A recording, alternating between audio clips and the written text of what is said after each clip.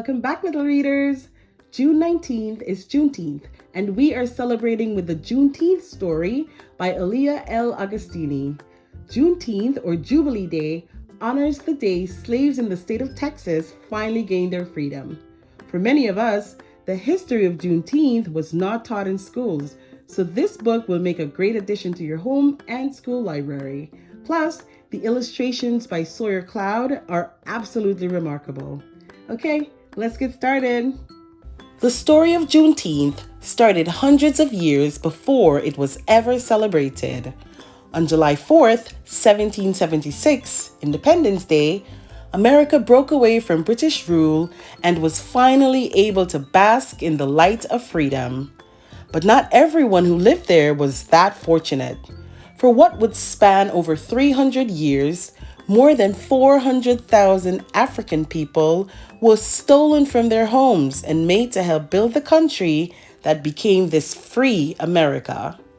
Though some tried to fight back, they and many of their descendants were enslaved, brutally forced to work for no pay, and denied their basic rights. They could not eat what they wanted to eat. They could not play when they wanted to play. They could not live how they wanted to live. And Independence Day did not free them. It would take 89 more years until enslaved people, too, would be free. Glimmers of freedom appeared state by state in the new independent America. Vermont was the first to free or emancipate its enslaved people in 1777. Slowly, other northern states did too. Some people had long opposed slavery. Called abolitionists, they were especially active in the 1830s, fighting slavery's injustice with words and sometimes force. What to the American slave is your 4th of July? Asked the abolitionist Frederick Douglass on July 5th, 1852. How can someone who is not free celebrate freedom? But emancipation stopped cold at the southern states. They refused to free their enslaved people. Enslaved people's work made lots of money for large southern farms, so in these states especially, freedom for all was bad for business.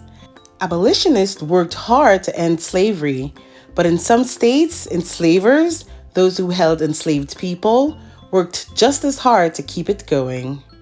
Although Congressman Abraham Lincoln didn't always believe black and white people deserved equal rights, he did believe the idea of slavery was wrong. When he was elected president in 1860, 7 southern states did the unthinkable and broke away from the United States of America. They left the nation to form a new country called the Confederate States of America, sometimes called the Confederacy, where slavery would remain legal.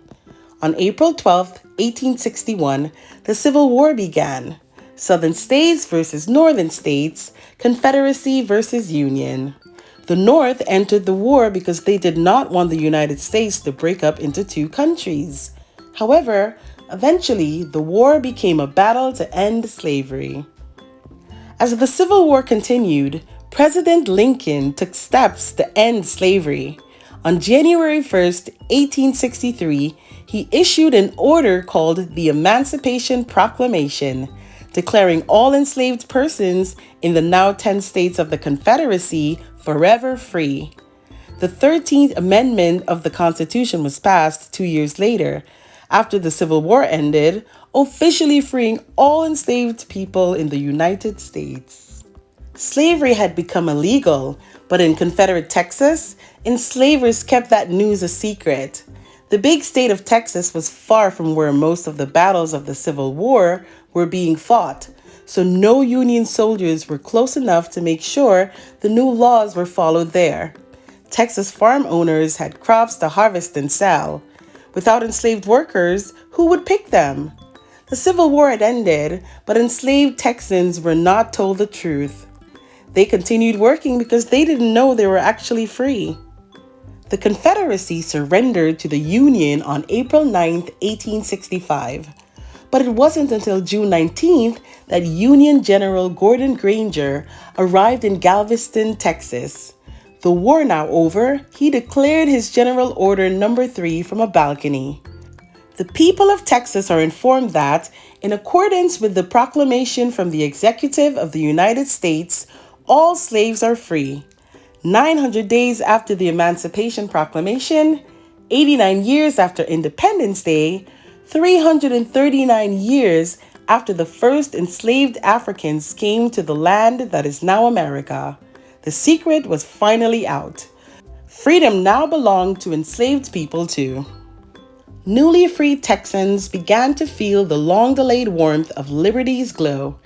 As the news spread, they prayed, ate, and sang in celebration, though some were still in shock. Others left right away to search for and reunite with long-lost family members from whom they had been separated by slavery. June 19th became Jubilee Day. It was their Independence Day. Starting in 1866, families and communities in Texas held the first yearly Jubilee Day celebrations. The next year, the Freedmen's Bureau hosted the first Jubilee Day held in the state capitol and taught formerly enslaved people about the privileges that freedom offered them. Jubilee Day festivities grew as the newly emancipated used their new rights to earn money and purchase property. They bought land and built parks like Emancipation Park in Houston, their own spaces where they could freely gather in their best clothes to barbecue, sing, dance, pray, and play. At many Jubilee Days, the Emancipation Proclamation was recited so that everyone could reflect on the words that had changed their lives forever. Jubilee Day became Juneteenth, short for its date of June 19. Not all Black people saw Juneteenth as a reason to hold big, joyous events.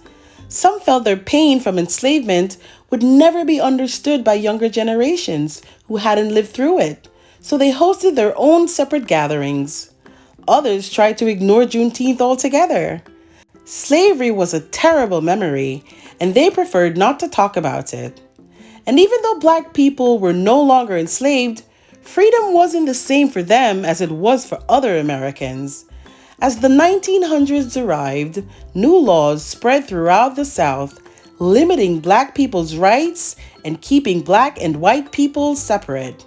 Called Jim Crow laws, these rules made it hard for many Black people to have access to opportunities like good jobs and education. Black people couldn't even enjoy parks where only whites were allowed, forcing many Juneteenth festivities to be held far outside of town. Between Jim Crow and major events of the early 1900s like World War I and the Great Depression, Juneteenth began to lose its shine. During World War I, some people considered the celebration not American, a reminder of a sad time not worth talking about. And during the Great Depression of 1929 to 1939, people didn't have much extra time or money to use to host fairs and parties. But Juneteenth remained in the hearts of many Black Texans. In 1936, after years of little attention, sparks of Juneteenth reignited with a momentary bang.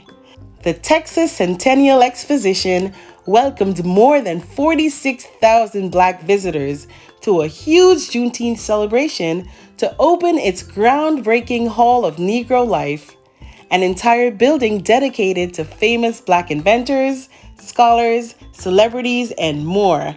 It featured huge murals illustrating the history of Black Texans. Pride burned in the hearts of everyone who participated. As time passed, Black people, especially in the South, grew tired of Jim Crow laws casting shadows on their rights. Many moved north and west for better opportunities, and some also worked together to fight back as part of the civil rights movement. Juneteenth spread as Black Texans moved across America and shared their traditions in their new cities.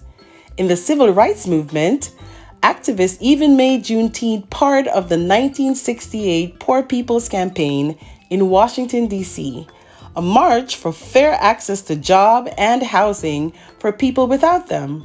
More than 50,000 people took part, and many brought Juneteenth with them back to their homes across the country. In the 1970s, as America prepared to mark 200 years of independence, many Black people remembered Frederick Douglass's words and realized something. Their freedom was not 200 years old. For some, Juneteenth now symbolized their Independence Day. In Milwaukee, Wisconsin, Buffalo, New York, and more cities well beyond Texas, new Juneteenth traditions came to life. Families reunited, learned about their heritage, paraded, barbecued, and celebrated together. Their festivals grew larger each year. In Texas, Juneteenth festivities continued, and some celebrations like Austin's, which had stopped for 25 years, were revived. And more than 110 years after the first Juneteenth, State Representative Al Edwards succeeded in making it an official Texas state holiday in 1979. Though Juneteenth has long been recognized in many communities, most Americans still didn't know about it or its history. But a series of horrific events in the weeks before Juneteenth 2020 and a resurgence of Black Lives Matter protests in response put a long overdue spotlight on how poorly Black people have continued to be treated in America. These events and the decades-long efforts of activists and government officials helped Juneteenth finally start to get the national attention it deserves. On June 17, 2021, over 150 years since the first Jubilee Day, it was made an official American holiday. Falling just weeks before Independence Day each year, Juneteenth is a time to remember and celebrate our enslaved ancestors' strength and perseverance. But it also reminds us to keep working toward the American dream, liberty and justice for all. Thank you so much for listening and reading this remarkable book with us. I'm so happy to share it with you, so please support the author by purchasing this book. As always, be kind and keep reading. Happy Juneteenth! Bye!